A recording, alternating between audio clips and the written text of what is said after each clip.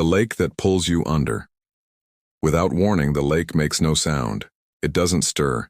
It doesn't create waves. It simply waits. At first glance, it seems safe, almost inviting, reflecting the sky like a still mirror.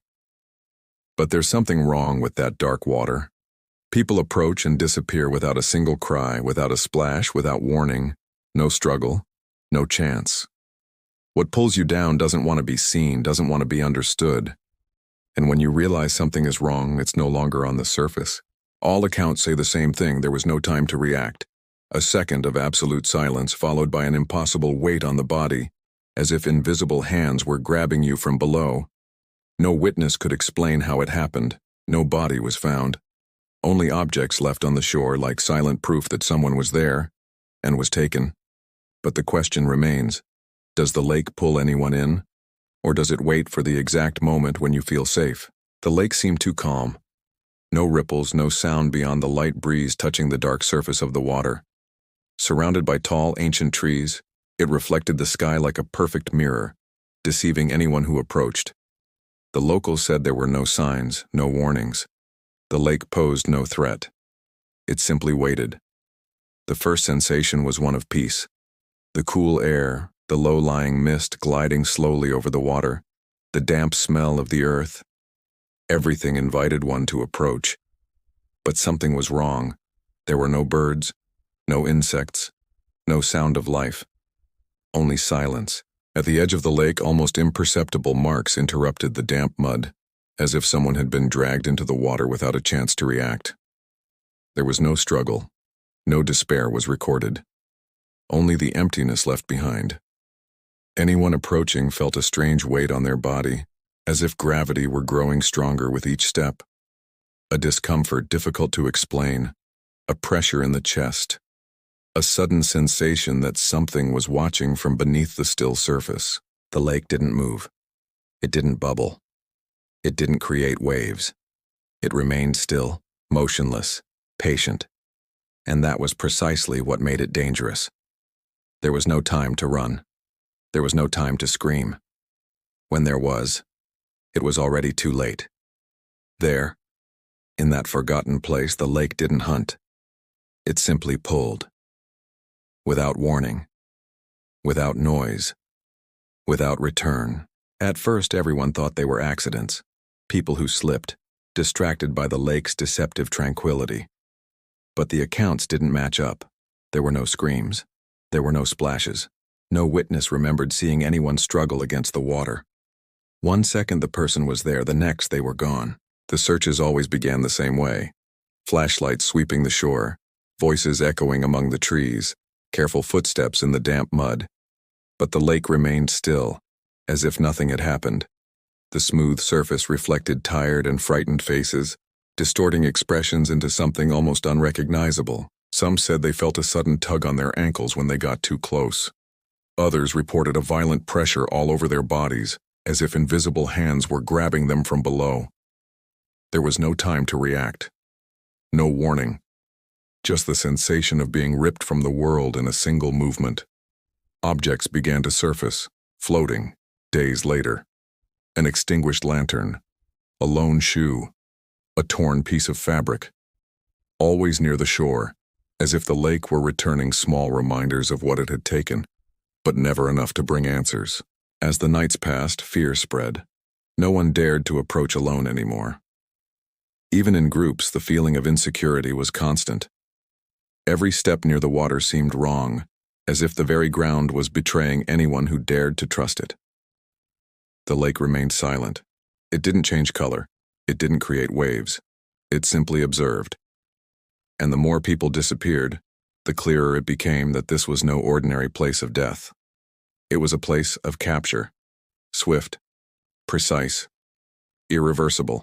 With the number of disappearances increasing, the lake ceased to be merely a silent fear and became an outright threat. A small group decided to investigate, even knowing that getting too close could be a fatal mistake. They weren't seeking courage. They were seeking answers. During the day, the lake seemed harmless. The dark water reflected the cloudy sky, and the fog slowly dissipated. But as soon as the sun went down, something changed. The surface became denser, almost solid to the eye, as if hiding impossible depths. Ancient records began to surface. Forgotten accounts spoke of a lake that pulled in the living, of people carried away without marks, without traces, without return. In all the texts, the same phrase was repeated: there is no warning. The lake chooses the moment. Some members of the group reported strange sensations as they approached the shore: a low buzzing in their ears, slightly distorted vision, their bodies becoming too heavy to move naturally. It was as if something down there was adjusting the exact force to pull without fail. Cameras positioned overnight recorded small distortions on the surface. No waves, no visible movement, just areas where the light seemed to disappear for a second, as if the water were rapidly opening and closing. If this interpretation is making you rethink this story, leave a comment below with your perspective. These videos are meant to provoke reflection, and I read all the comments. And if this type of content interests you, subscribe to the channel so you don't miss the next ones. The most terrifying theory began to take shape. The lake didn't drown people. It grabbed them. It pulled them down in a single movement, strong enough to prevent any reaction.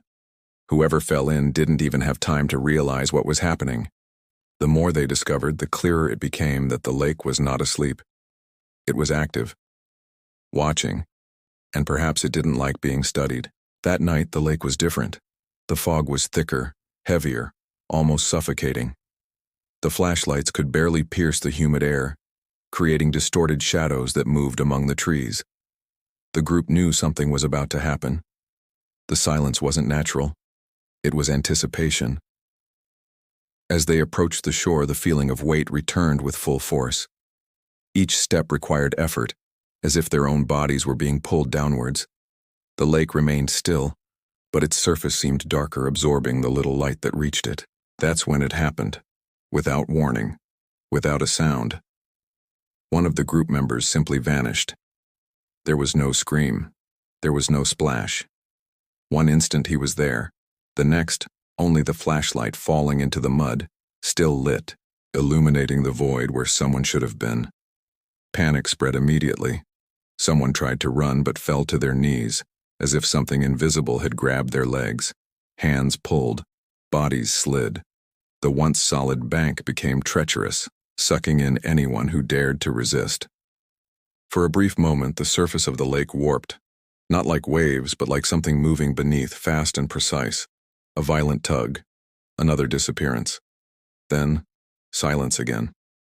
When it was all over, only marks remained in the mud and objects scattered along the shore. The lake returned to its perfect state of calm, as if nothing had happened. No evidence. No bodies.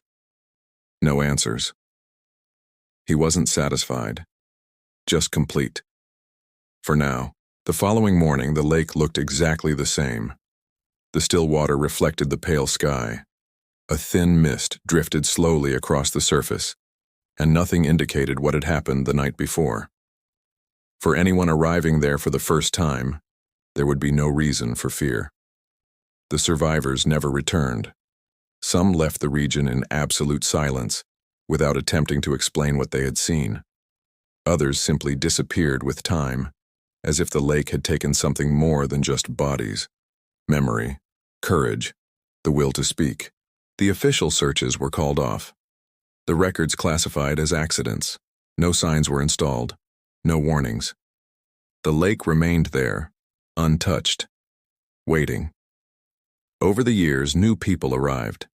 Tourists, curious onlookers, people drawn to the tranquil appearance of that mirror-like body of water. They approached the shore, felt the cool breeze, admired the perfect reflection, without noticing the sudden weight on their bodies. The lake doesn't announce itself, it doesn't threaten, it doesn't make a sound, it doesn't choose the reckless or the weak. It simply pulls you in at the exact moment you believe you are safe. And when that happens, there's no time to scream.